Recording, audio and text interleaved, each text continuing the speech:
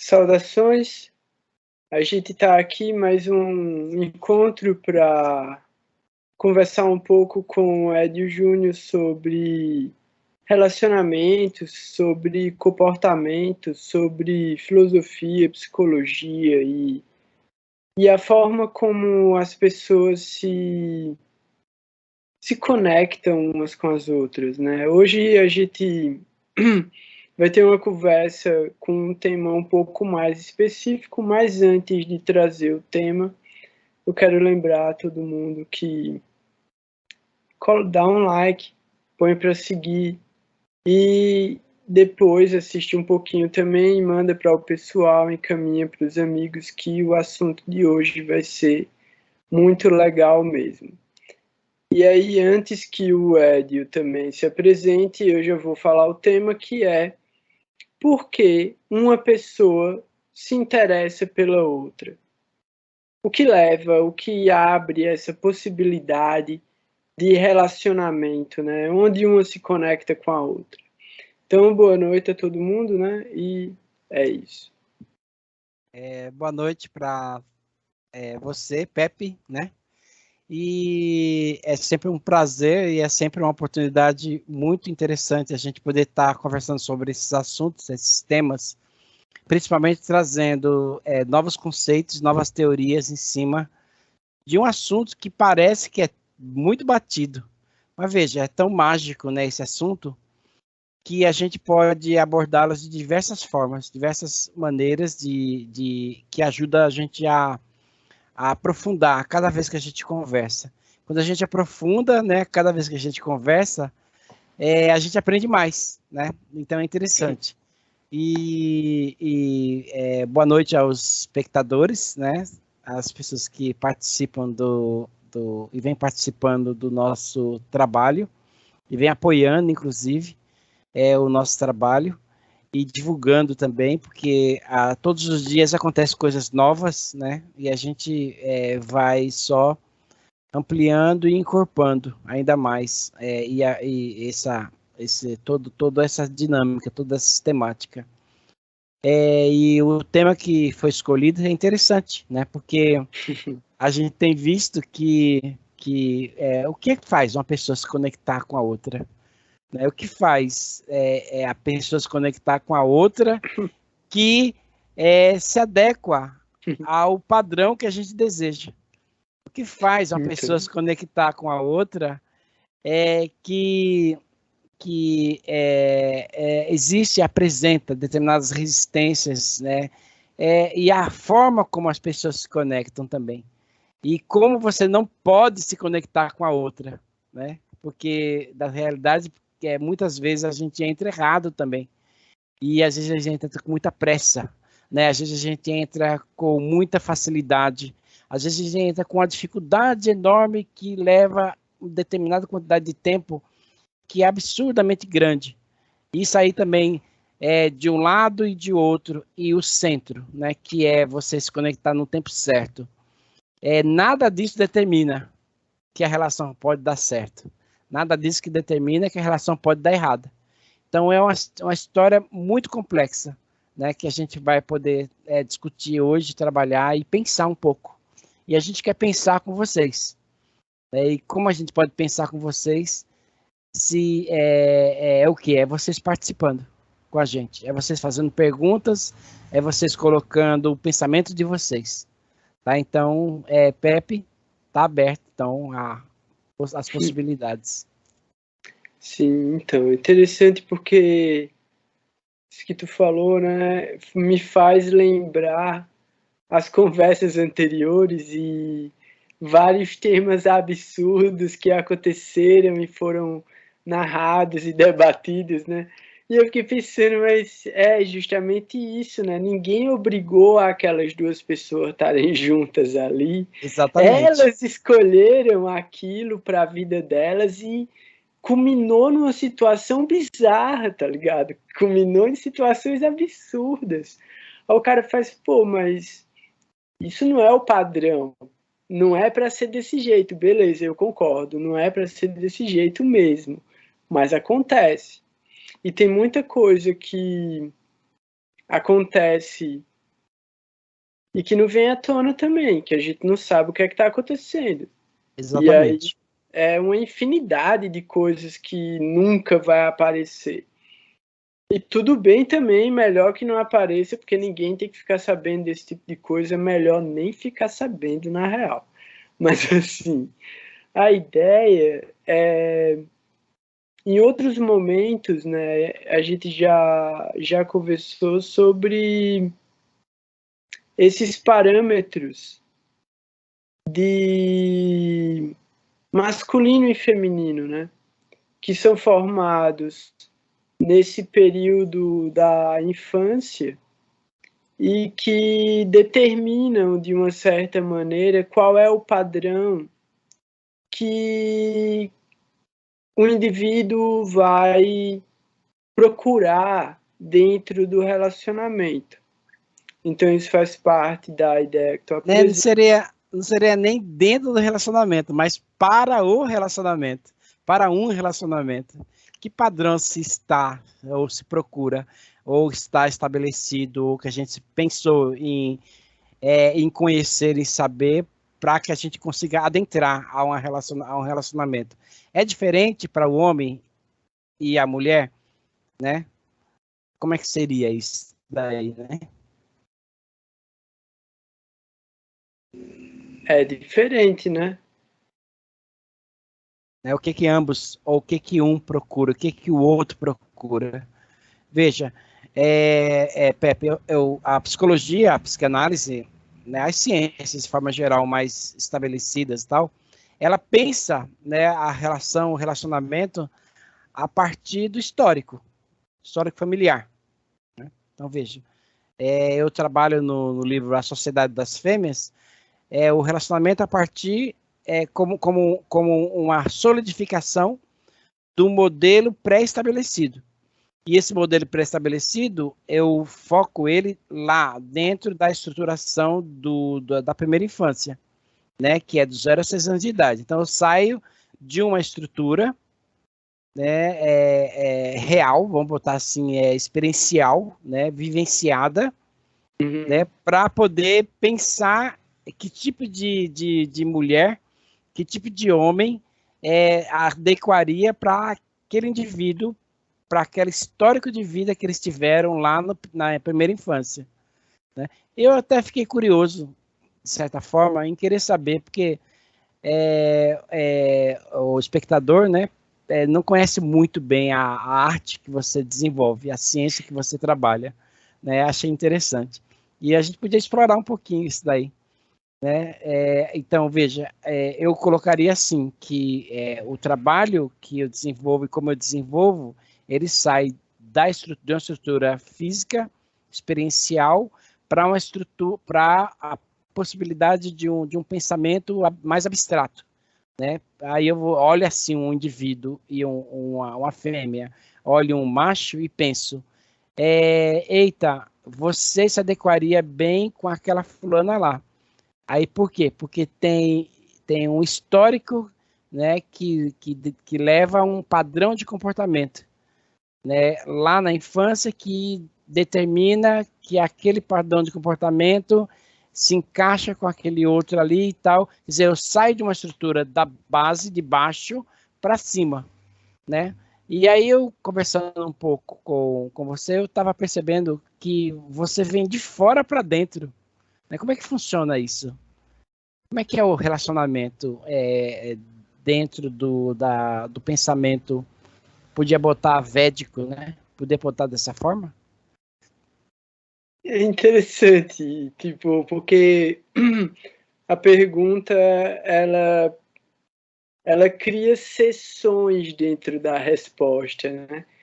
E tem uma concepção prévia, inclusive, que talvez seja parte da premissa que você colocou da análise, né? A que eu sigo, a premissa que eu sigo é: primeiro vem o sutil, primeiro vem a consciência e depois vem a matéria depois vem a materialização. Então, parte de dentro. Em última análise, parte de dentro. Mas o que é que parte de dentro? E o que é a ação em si?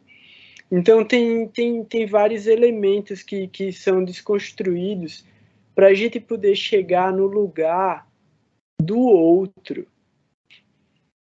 Porque é isso. Tem o eu e tem o outro para poder haver o relacionamento. Seja o outro a pessoa com a qual eu vou me relacionar mesmo, ou seja o outro que criou a memória afetiva que eu carrego e procuro. Sempre há um relacionamento com um outro indivíduo que cria marcas, e essas marcas criam os parâmetros que vão ser analisados para entender o comportamento, para entender a mente e para entender vários fatores. Aí isso é só um contexto. Aí o tipo de pensamento, né? Eu sigo um pensamento que é baseado num tipo de ciência que se chama Jyotish. E o Jyotish é uma ciência védica, é uma ciência milenar que está contida dentro das escrituras indianas e que durante um processo de milhares de anos continuou evoluindo sistematicamente até que chegou nos dias de hoje, dentro de várias correntes de análise diferente do mesmo cálculo matemático. Por quê? Porque é matemática. No fim das contas, é matemática. Aí o cara fala, meu irmão, mas se é matemática, fudeu, porque a gente está falando sobre comportamento.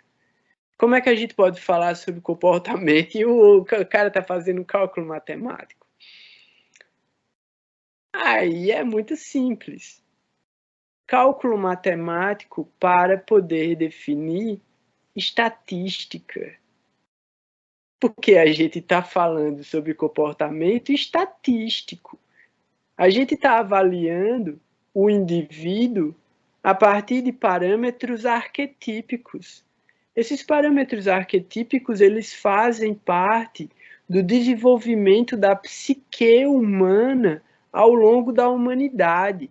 Então, eles foram desconstruídos, catalogados, e a partir dessa catalogação e sistematização de todos os tipos de comportamentos possíveis e a mistura desses comportamentos gerou essa ciência que se chama Jyotish. E aí o Jyotish ele é baseado na astronomia. Mas beleza, fala aí.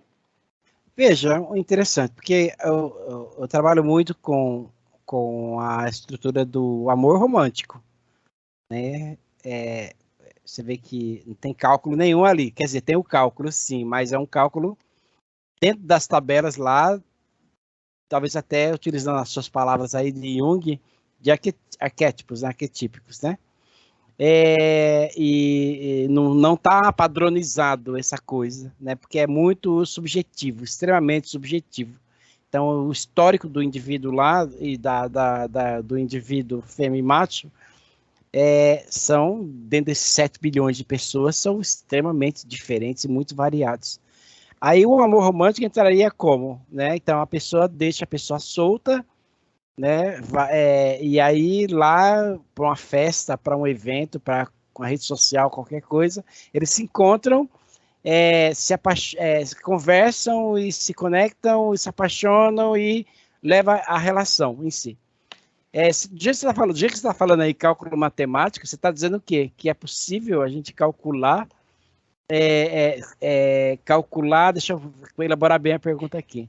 É possível a gente calcular quem vai dar certo e quem não vai dar certo, qual é o padrão mais adequado, qual o padrão não adequado, e nisso daí a gente pode cancelar o amor romântico em si, né? Tipo assim, então os sábios, né?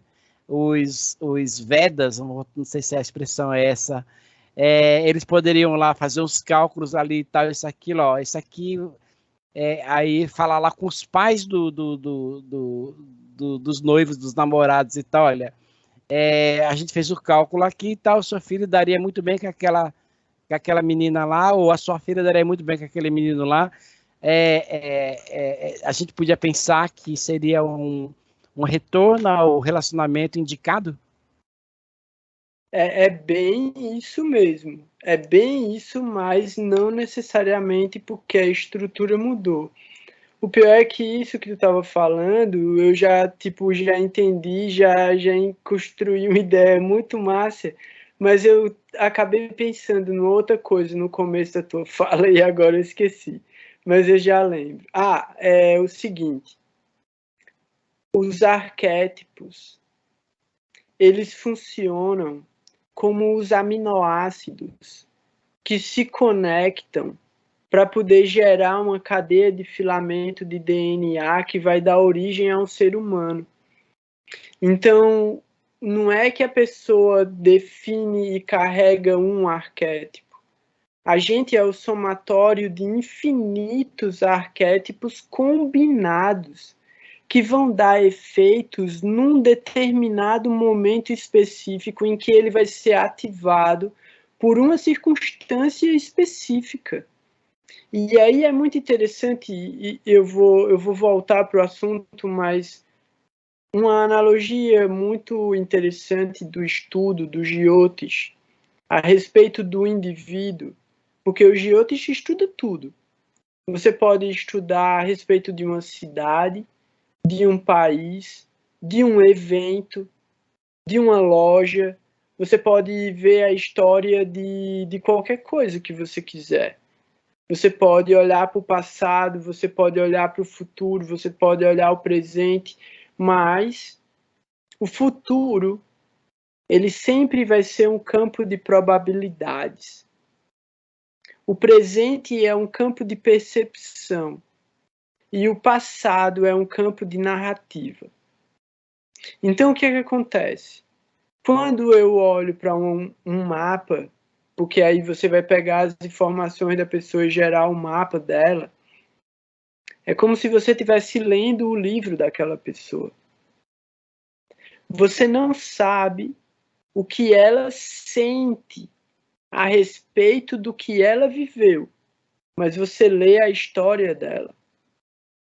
Você não consegue saber o que é que ela carrega dos eventos que ela viveu até o momento em que ela encontra você ali. Você não consegue saber o que é que ela tá, tipo, o que é que ela trabalhou, o que é que ela evoluiu, o que é que ela transcendeu, o que é que ela desapegou, o que é que ela polarizou, o que é que ela ressignificou. Não dá para saber, você tem que perguntar. Mas você consegue ver a história inteira. E aí você consegue escolher eventos específicos, porque eles vão estar relacionados com uma determinada energia que está sendo dedicada lá, e você sabe que aquilo criou um evento que determinou um aspecto da personalidade e da forma que ela age, e você vai ali e você questiona. Quando você questiona ali, você aciona um tipo de arquivo compactado, é um gatilho. Você ativa um gatilho. No que você ativa um gatilho, um arquivo gigante, ele se descompacta e volta na memória da pessoa. E ela acessa aquela informação, só que ela acessa aquela informação com a consciência atual. E só isso já gera um processo de catarse, tá ligado? Já gera uma ressignificação. E aí, a partir dali, a pessoa vai ter aquele elemento para ela trabalhar. Muitas vezes, isso reflete num tipo de comportamento condicionado que a pessoa não consegue enxergar. Ela, nela mesma, ela age daquela maneira e ela não sabe que ela age daquela maneira. Na hora que você traz os indicadores ambientais de que ela age daquela maneira, ela consegue reconhecer. Quando o cara fala, meu irmão, no trabalho, a galera fala desse jeito contigo? O cara fala. O cara, bicho, quando tu sai e tu vai naquele pico lá e tal, a galera fala desse jeito contigo? O cara fala. Irmão, a tua mulher fala desse jeito contigo? O cara fala. Mas teu filho fala também, fala, que porra, bicho, e como é que tu não entendeu que tu é desse jeito? Cara, tá porra, é mesmo, né? Veja, vamos tentar trazer essa subjetividade extrema, né?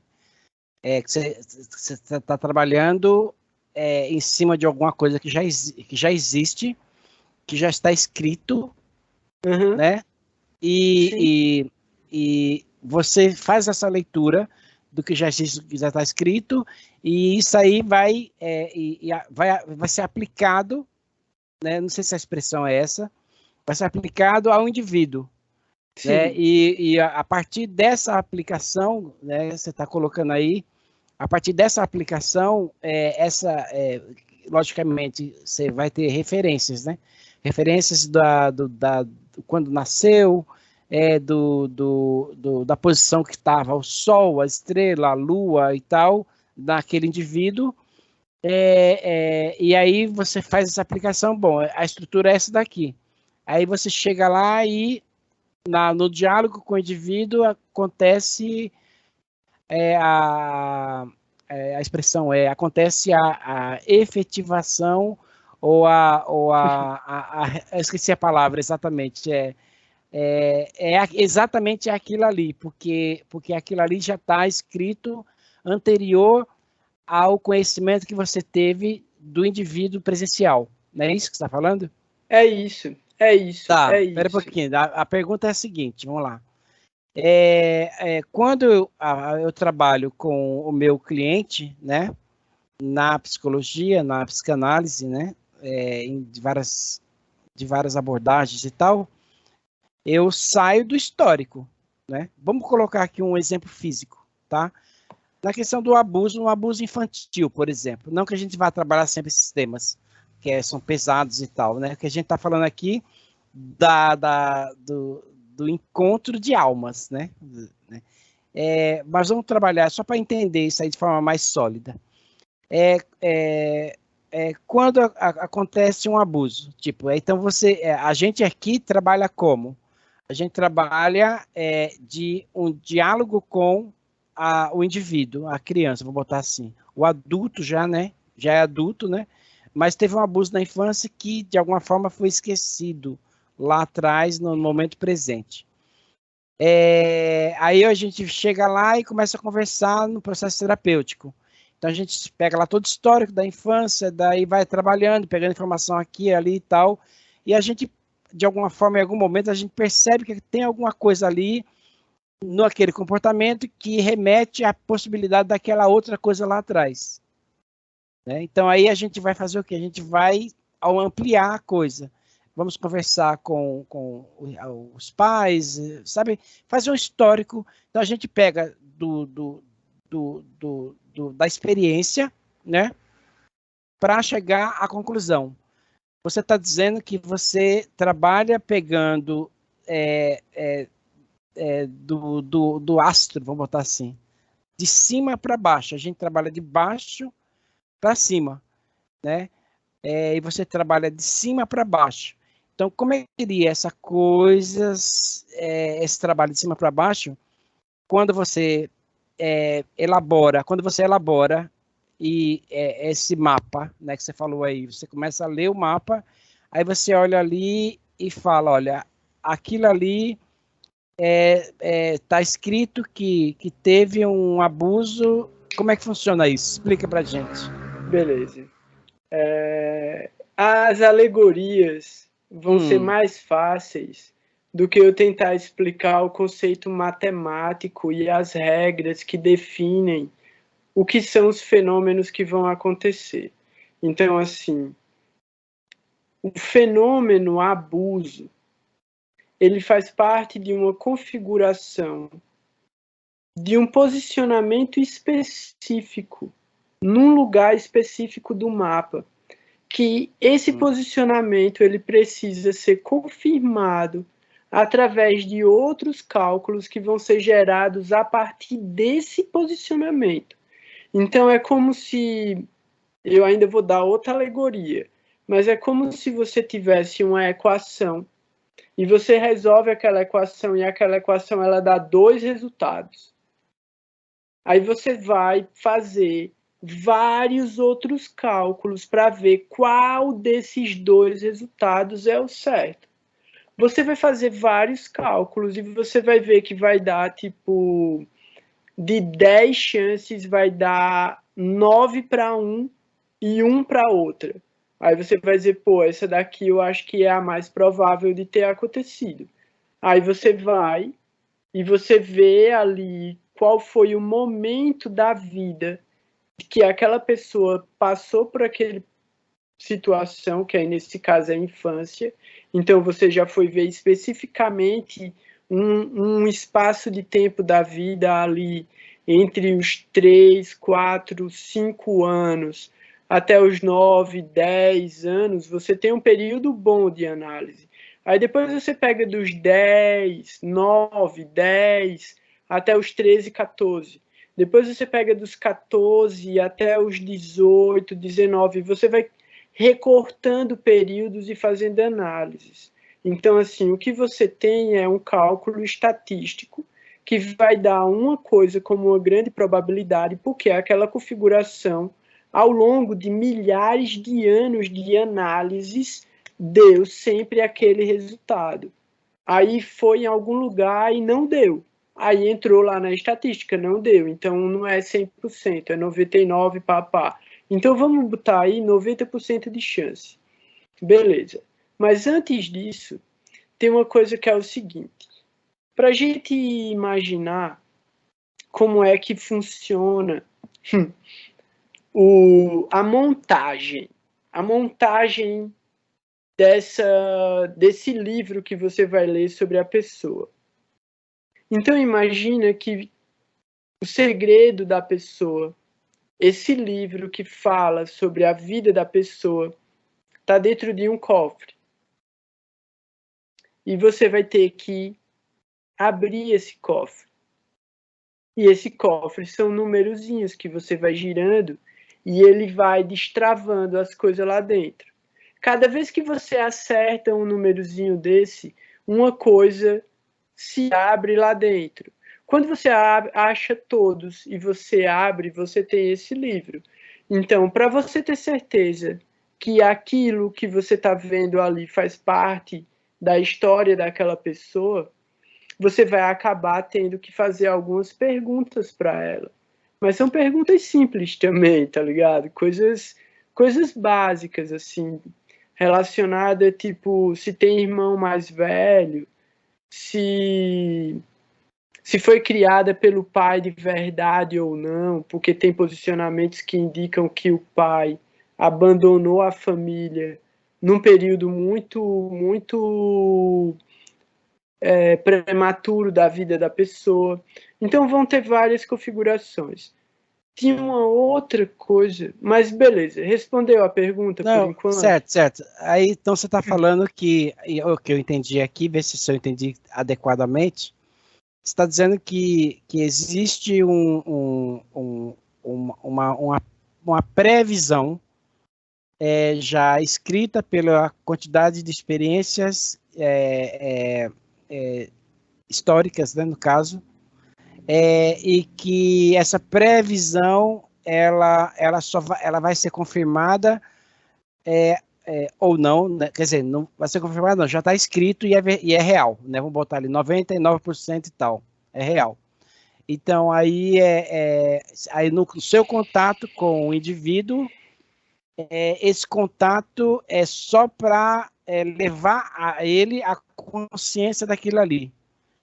E logicamente, que o processo de identificação e da aceitação do indivíduo em relação a essa coisa já escrita, ela vai se confirmar a partir independente, né, da aceitação ou não desse indivíduo. Então é como assim, é como se é uma coisa inata, né? Já vamos botar aqui o mundo das ideias de Platão, vou botar aqui só a título de exemplo. Então existe lá em cima e aqui embaixo é só a sombra. Falando sobre uma realidade sutil que aí Platão, Sócrates, eles trazem como o mundo das ideias. O Jung, através de uma outra classificação, fala sobre o inconsciente coletivo. E a gente entende que isso também faz parte do seu estudo, sobre vamos colocar assim, a natureza inata do comportamento.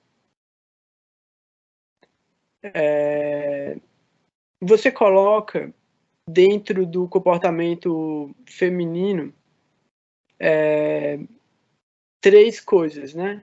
Cuidar, ser cuidada e orgasmos. Beleza? Essa é a forma como você criou um código de interpretação baseado no comportamento e você trouxe esse cálculo baseado numa estatística. O que você fez é a sua análise a partir da sua perspectiva e da sua experiência e da sua capacidade de avaliar historicamente o comportamento humano.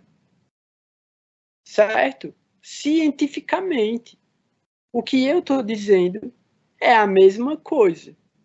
Só que ao invés de ter 50 anos de estudo, 100 anos de estudo, os caras têm pelo menos de dados compartilhados uns 45 mil anos de história. Tipo, desde as sociedades tribais primitivas, quando a galera estava adorando fogo, os caras já olhavam para o céu e eles sabiam quando ia chover.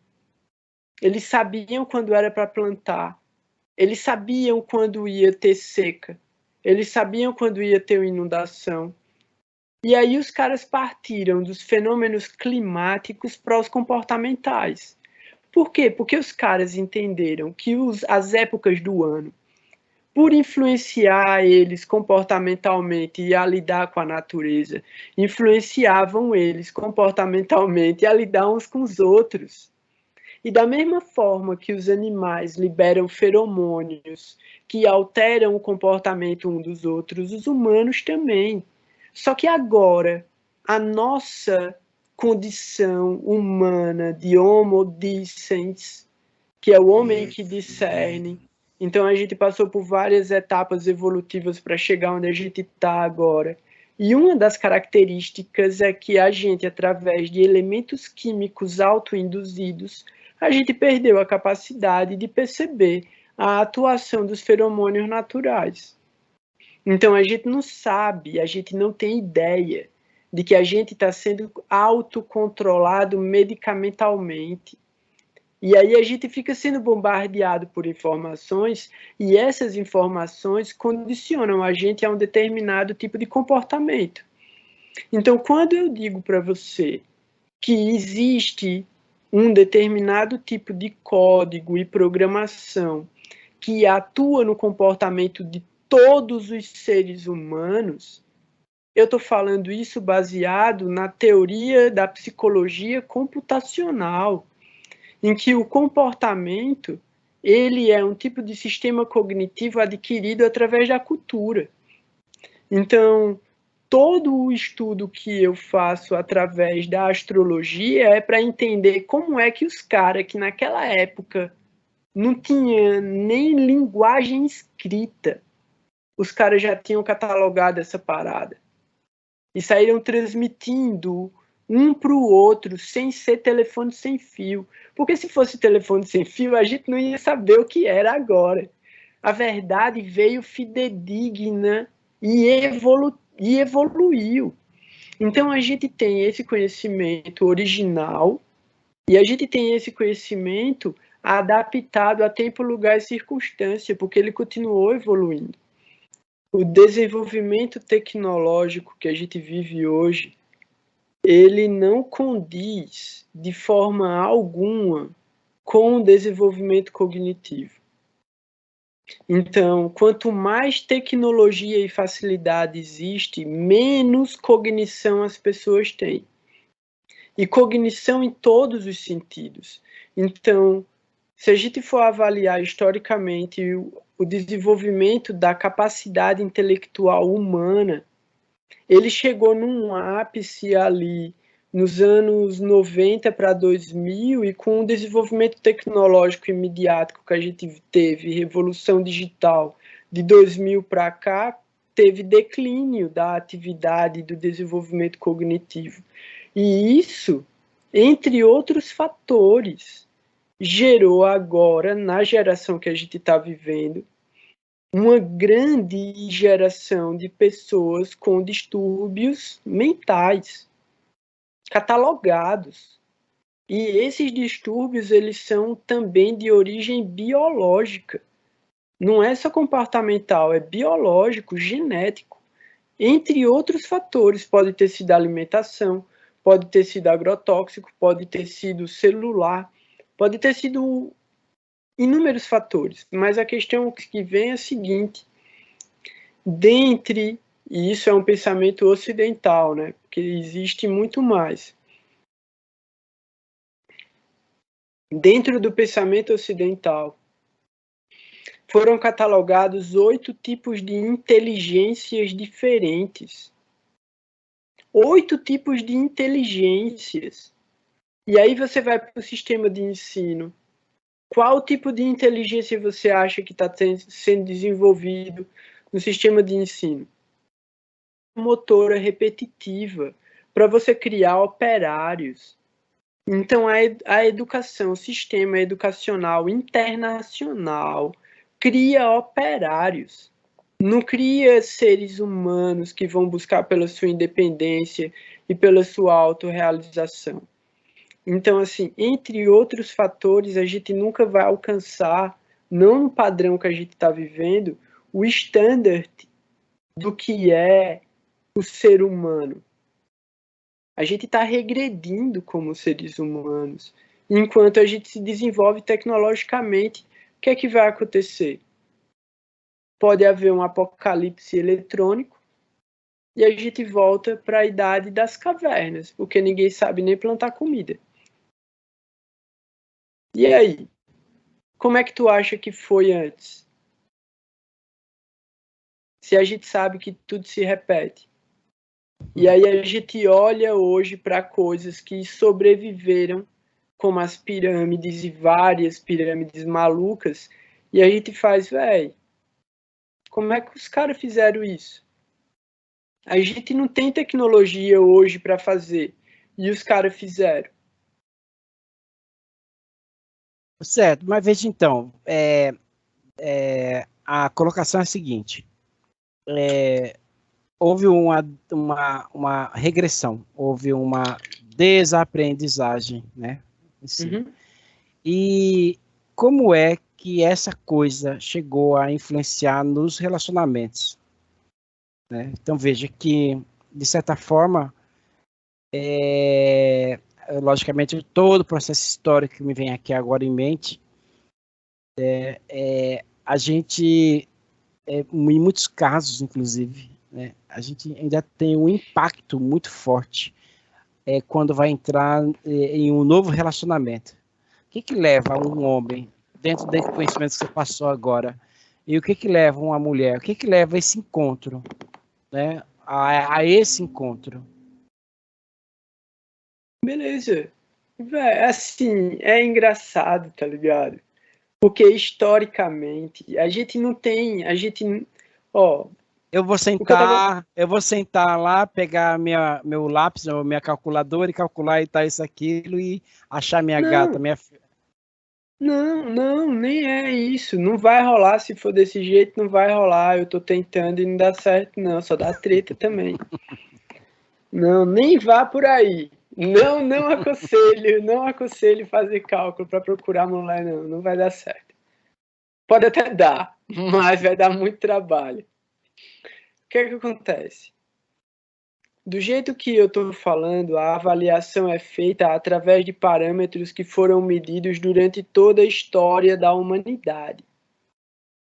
Quando a gente está olhando e fazendo uma análise do jeito que a gente está conversando, a gente está olhando para agora.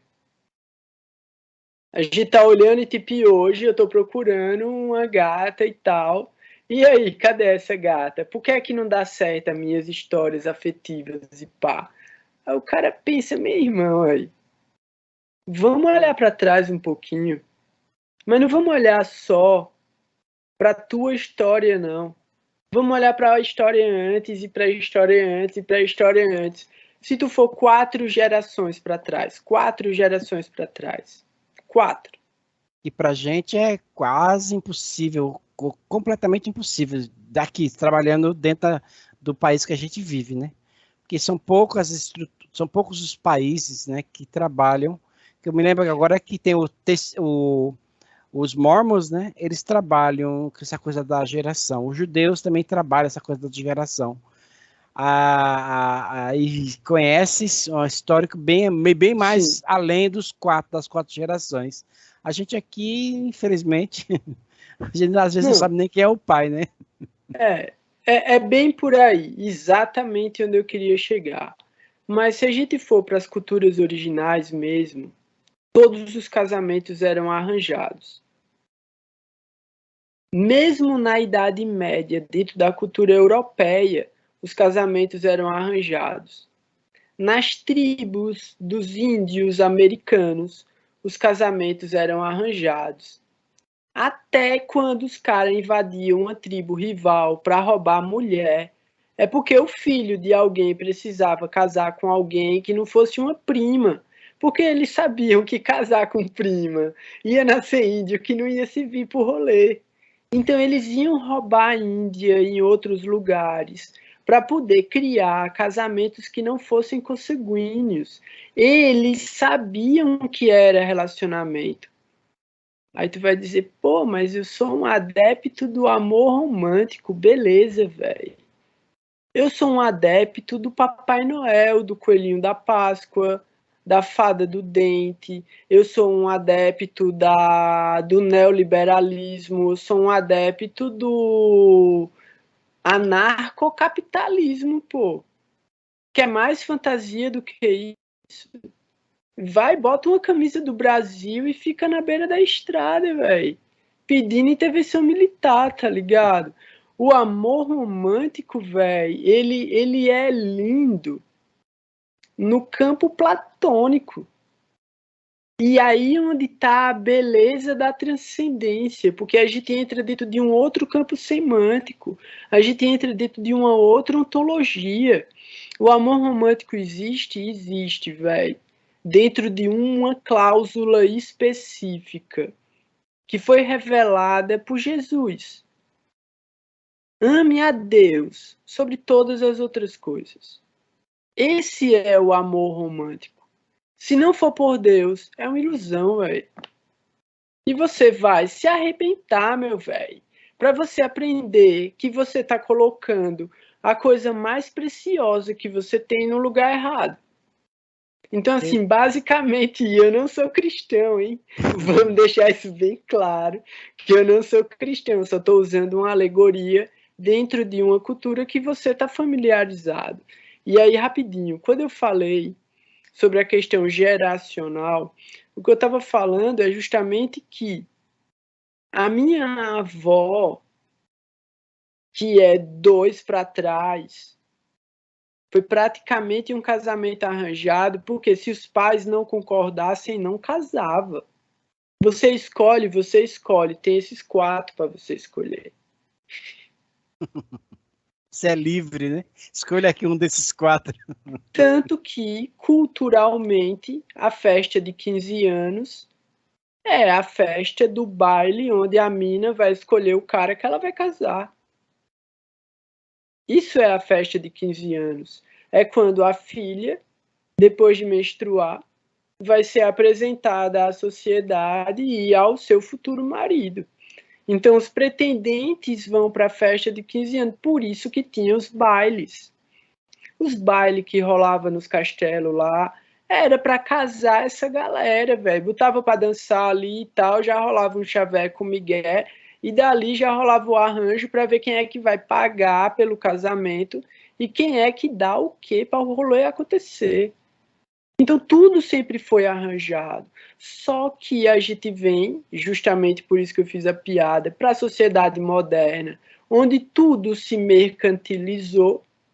Então, é muito mais interessante que você crie um tipo de sentimento que é alimentado por produtos.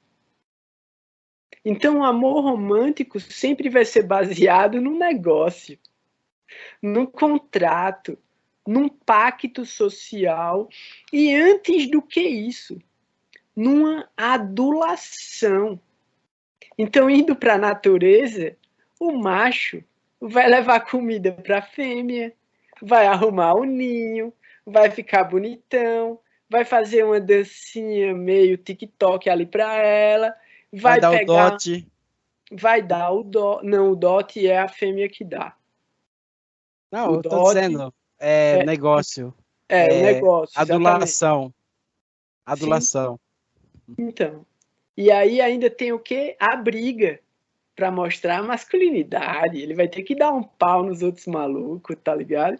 Para poder dizer, ó, eu sou o cara que manda no rolê, velho. O meu gene, a minha carga genética evolutiva é superior a deles. Eu realmente sou um cara para gerar tipo a prole que vai levar a espécie para o futuro, tá ligado? Então, assim, culturalmente, aonde os seres humanos saíram do comportamento animal?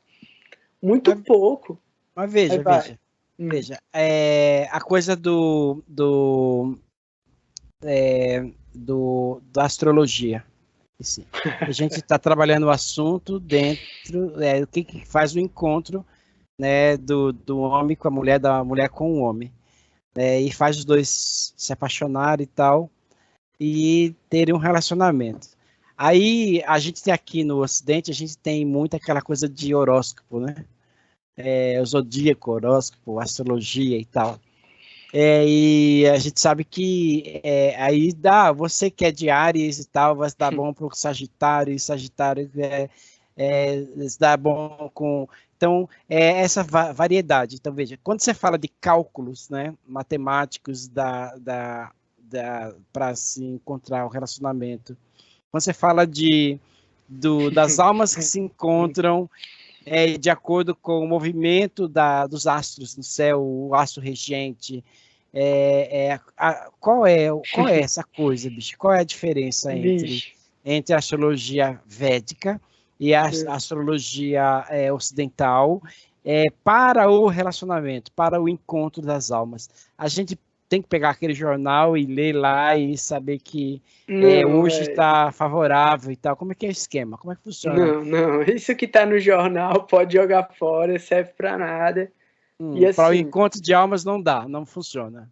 não, tá tudo, os parâmetros estão todos errados. Os cálculos matemáticos da astrologia tropical não dão o que é a realidade astronômica dos eventos. A energia limpa, a energia pura, que está sendo transferida através da configuração do posicionamento dos planetas, ela não está sendo descrita pela astrologia tropical. Então, velho, é como se. Bicho, é como se eu tivesse segurando uma parada vermelha na tua frente e dizendo: tá vendo esse lenço verde? E tu dizer: meu irmão, isso é vermelho. Eu dizer: não, velho, isso é verde. Aí o cara: não, velho, isso é vermelho. Bicho, eu tô dizendo pra você que isso é verde. Então isso é verde e acabou a história. Isso é astrologia tropical. Por quê? Porque quando os caras falam, a Lua tá transitando touro. Aí você olha pro céu e a Lua tá em Áries. Aí o cara fala pro cara, mas velho, a Lua tá em Áries. Ele, não, você não entendeu. O que tá no céu não é o que eu tô falando. O cara, mas você tá falando de astrologia? A astrologia é no céu, não é não? As constelações, os planetas. O cara não tem explicação. Porque o cálculo dele está errado. O cálculo da astrologia tropical foi feito por Ptolomeu no século I. E ele não levou em consideração a variação da precessão dos equinócios, que de Ptolomeu para cá já acumulou 24 graus. Então, assim, o posicionamento de todos os planetas dá em outro signo, com uma margem de 82, quase 83% de erro. Então, assim, velho, a chance de você ser o que a astrologia tropical está dizendo é de tipo 16, 17%, e mesmo assim ainda é aproximado, porque os resultados vão dar diferentes quando você for calcular os períodos da vida. Isso é uma coisa. A outra coisa é a seguinte: quando você vai pensar em relacionamento, para fazer um cálculo de sinastria, eu uso quatro variações de escolas astrológicas diferentes, não é 4 cálculos diferentes. Eu uso 4 análises diferentes, velho. É como se você pegasse Gestalt, psicanálise, análise junguiana e tipo outra aí, tá ligado? Cognitiva. Você pega as 4 e você junta, você faz a análise das 4 separadamente e você junta as 4 para ver se com as 4 batendo dá certo ou não. Tá ligado? Sendo que para cada uma delas tem uma ciência por trás que define o resultado. Eu uso 4 definições diferentes para ver a compatibilidade entre as pessoas. Para tu ter uma ideia. Aqui. Não dá para ver, não vai ver não, assim. Assim, só a título de análise. Só para você ver, não é análise. A título de análise tem um cálculo, se chama Ashta Kuta. Ashta Kuta é um dos cálculos mais tradicionais que é feito através da posição da Lua, no mapa do cara e no mapa da mulher. Você vai ver onde está a Lua e você faz um cálculo em relação a essas duas luas. Quando você joga essa compatibilidade, vão ter 7 fatores de compatibilidade. Vai ter um fator de compatibilidade que é a saúde. Se o cara tem uma saúde boa, se a mulher tem uma saúde boa. Se a saúde do cara for fraca, a mulher vai ter que cuidar do cara. Se a saúde da mulher for fraca, o cara vai ter que cuidar da mulher. Isso dá ponto positivo, isso dá ponto negativo. Aí vai ter um outro ponto que é obediência. O quanto cada um é obediente ao outro. Vai ter um outro ponto que fala sobre amor mútuo, atração física. Aí tem um que é o tamanho e formato do órgão sexual, velho. Para ver se é compatível um com o outro. Então, assim, isso é uma das análises mais tradicionais de compatibilidade de casal, pô. Essa análise, ela tem mais de 2.000 anos. E isso é só para ver se um vai aguentar o outro a vida inteira. Porque o que define se eles vão se viver juntos ou não é o karma. O karma é que define a cor das coisas que você vai ver ao seu redor. Você passa todos os dias do lado de coisas que você não vê, porque você não tem karma para ver, velho. No dia que você tiver aquele karma específico para perceber uma camada diferente da realidade, você percebe, porque isso é um marcador cognitivo, isso é um marcador emocional. É um tipo de sentimento que precisa ter, é um tipo de aprendizado que precisa ter para poder perceber o outro. E quando você olha no mapa, o outro no mapa é a casa 7. E a nossa individualidade é a casa 1. Então, a casa 7 é oposta à casa 1. Então, o primeiro ponto de Jesus: ama ao próximo como a ti mesmo. Por quê? Porque você não consegue mandar energia para a casa 7 se não tiver energia na casa 1. E você não consegue mandar energia para a casa 1 se não tiver energia para a casa 7. É complementaridade. Então, são opostos complementares. Por quê? Porque os signos são opostos. E eles são inimigos. Isso é um detalhe. São inimigos. Inimigos em quê? Eles são completamente diferentes. Por isso que é o masculino e o feminino. Por isso que um tem um tipo de qualidade e o outro tem outro tipo de qualidade. A ideia que a gente tem de inimigo é porque é diferente. E a gente procura no outro igual a gente. Só que é um igual idealizado. E é aí onde fode de novo a ideia do amor romântico. Por quê? Porque o amor romântico é uma ilusão. E depois da ilusão vem a decepção. E se você entrar no lugar da decepção dentro do relacionamento, você nunca vai chegar na aceitação. E é só através da aceitação que você chega na transformação. Então a ideia de amor romântico nunca vai dar em relacionamento. Nunca vai culminar no relacionamento. Culmina na morte. A morte é o resultado mais próximo e literal do amor romântico. E ele está descrito em toda a literatura. De Romeu e Julieta, a Bíblia, o Torá, o Corão e os Vedas, velho. Onde você bota essa ideia de amor romântico é morte. Morte no final, velho. Tá, você está dizendo que o encontro das almas, né, para o relacionamento da fêmea e do macho e tal,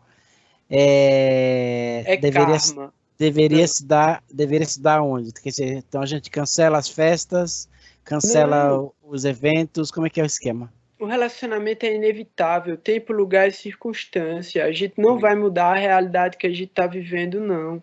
E você pode ir, você é uma testemunha ocular disso. Você pode ir para um lugar com 10 mil pessoas, com 20 mil pessoas, você só vai encontrar uma lá. E ela vai significar alguma coisa mesmo. Não é aleatório, tá ligado? Essa coisa do encontrar uma lá é igual para o homem como que é para a mulher? Na questão do encontro das almas? Ou é diferente? Porque o homem geralmente que é muita, segundo o conhecimento que a gente tem, muito atraído pelo olhar, né? Ele vai olhar e ele vai ver um monte de gatas, umas mais maravilhosas e mais bonitas que a outra. E a fêmea, assim, de certa forma que você passou aí, parece que tem muito a ver com a fêmea e não com o macho. Mas vá lá.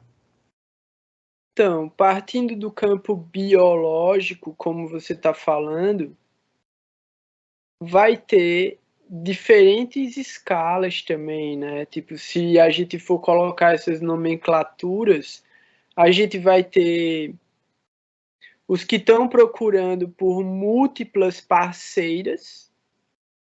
Então, esses que estão procurando por múltiplas parceiras, se vendo como o predador, ele vai se ater ao aspecto estético.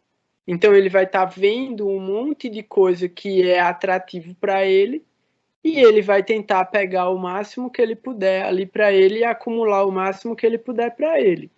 Isso é uma categoria. Vão existir vários tipos de categorias. Cada categoria vai estar procurando e enxergando dentro de um determinado tipo de espectro. Então é como se fosse um óculos. Você vai enxergar um ultravioleta ali. É uma coisa diferente do que todo mundo está enxergando. Não é o que as pessoas estão enxergando. Você está procurando um determinado tipo de frequência que emana de um determinado tipo de lugar e de uma pessoa específica. Ela pode se esconder onde for, véio. Se você achar aquela frequência, você acha ela. Isso é um campo, isso é uma frequência.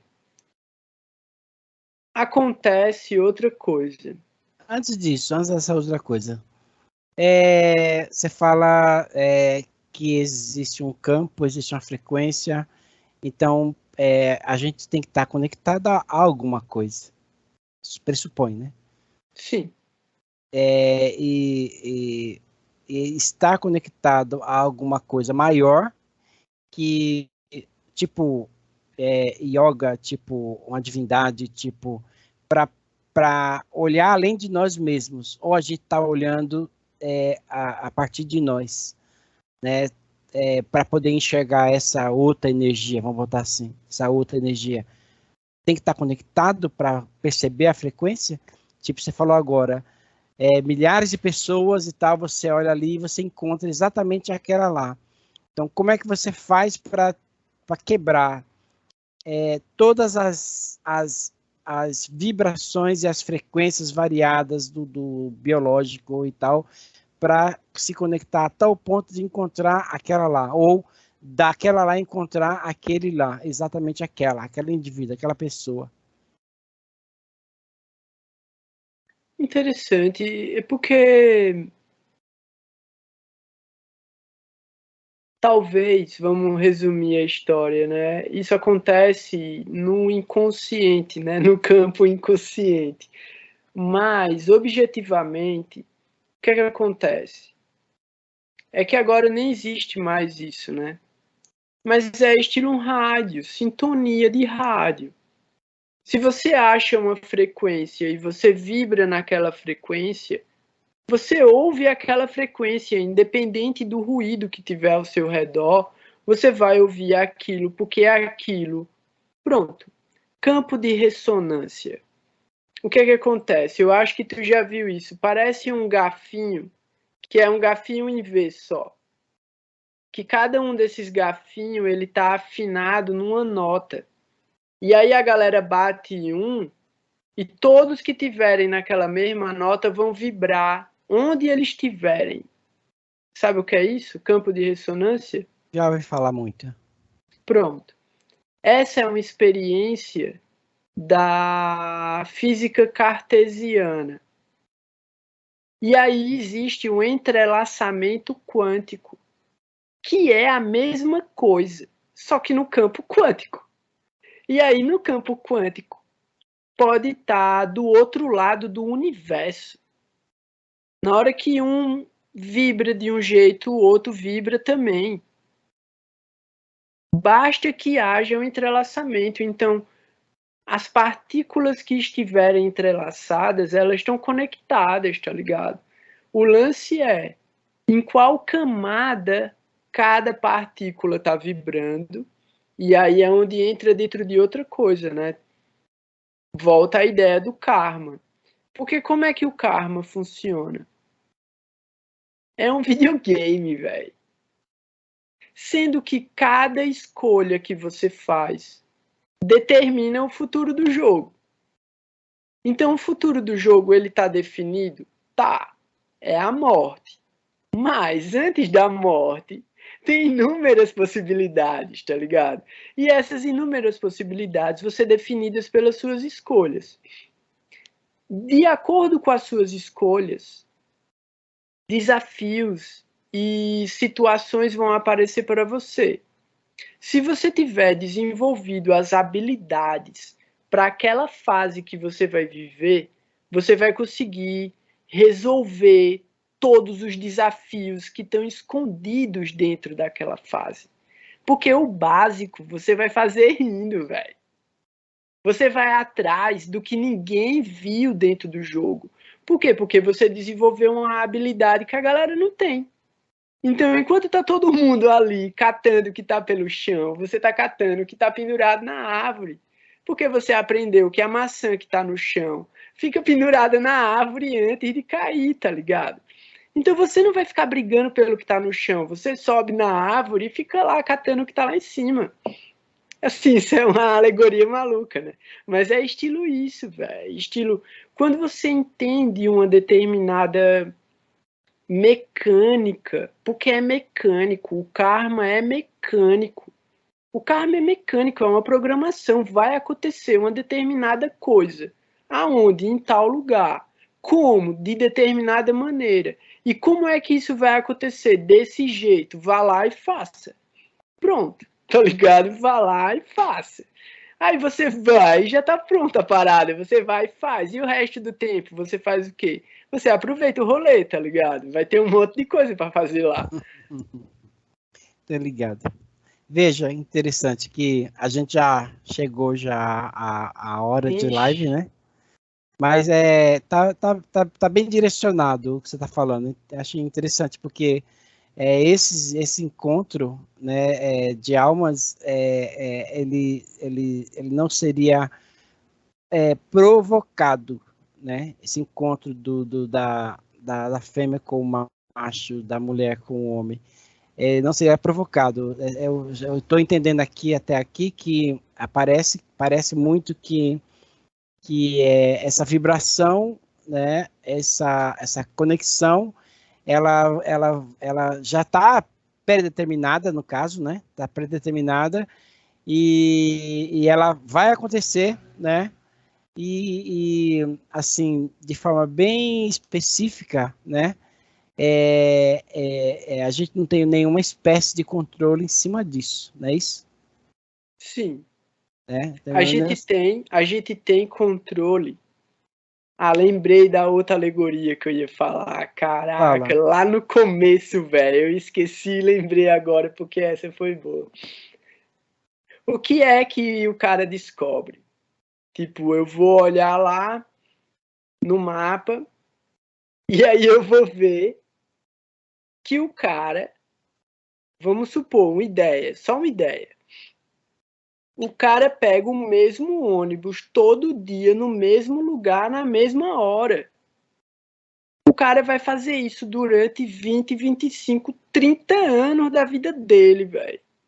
Eu sei disso, porque vai estar lá na porra do mapa do cara. Só que num determinado dia o ônibus vai bater, tá ligado? Aí eu vou chegar pro cara e vou dizer, meu irmão, você tava num acidente de ônibus tal dia, tal hora, em tal lugar. Aí ele vai dizer, não, velho, nesse dia eu não fui trabalhar. Aí eu, porra, tu escapou, bicho. Porque tu ia morrer, tá ligado? Aí o cara vai olhar a matéria no jornal e ele vai ver que a porra do ônibus dele bateu e morreu todo mundo, tá ligado? E que ele não foi por um motivo aleatório. Alguma força divina protege o cara e naquele dia ele não pega o ônibus que ia matar ele. Do jeito, numa outra situação, o cara pega o mesmo ônibus todo dia, vai o mesmo horário, e ele vai durante 20, 25, 30 anos. Vai uma mulher dentro do ônibus com ele olha e paquera ela todos os dias. Se ele não falar com ela, velho, já era. Não vai acontecer nada. Ela vai estar lá todos os dias.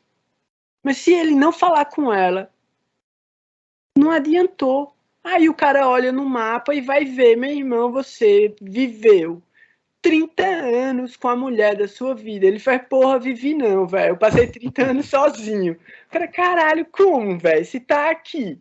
Tá aqui no mapa, meu irmão, que você tava todos os dias durante 30 anos com a mulher da sua vida. Aí o cara vai ter que espremer o cara até o cara dizer, porra, bicho, tinha uma doida que eu sacava ela no ônibus todo dia mesmo, ó. Mas não é foda. Tinha essa doida, eu lembrei mesmo agora, ó, tá porra, bicho. E eu tinha um relacionamento com ela mesmo dentro da minha cabeça, velho. Esse tempo todinho, eu me imaginava com ela, velho. Eu imaginava eu falando com ela, eu imaginava eu saindo com ela para tomar um café, eu imaginava eu indo com ela pro parque, eu imaginava eu indo com ela pro cinema, eu imaginava eu tendo um cachorrinho com ela, um gato. Foi foda, velho. Foi 30 anos nessa doideira, meu superei. O cara, porra, meu irmão. Toma no seu cu, bicho. Olha o que você fez com a sua vida, brother. Tipo, mesmo que tivesse sido um relacionamento ruim, você tivesse falado com a doida, bicho. Mas o karma do cara era de não falar. Era de não viver aquilo. E aí, só quando você vê o cara de contar a história é que você consegue acreditar que uma coisa dessa é possível. Porque quando você lê, quando você olha e você vê, você não acredita, você vai, não, isso não pode ter acontecido, não. Massa, tá jóia, tá bom por hoje, Falou. né? Pepe, você gostaria de falar mais alguma coisa e tal, para a gente fechar esse assunto, esse tema? Eu acho que só pedir para quem tiver dúvidas que coloque as perguntas nos comentários, porque eu acho que esse assunto é infinito e ele pode se desenvolver de diferentes formas de acordo com justamente as narrativas, as analogias e os exemplos. Então, se a gente começar a trazer casos aqui, a gente vai ver coisas malucas acontecendo. Lembrar justamente, né, dar like, seguir o canal, encaminhar o vídeo para a galera e voltar sempre no canal e ver os vídeos novos, porque pelo menos toda semana a gente está publicando alguma coisa. Foi bem legal, saudações a todo mundo, logo mais a gente se encontra. Um abração, Ed, se cuida também. Valeu, boa noite. Falou.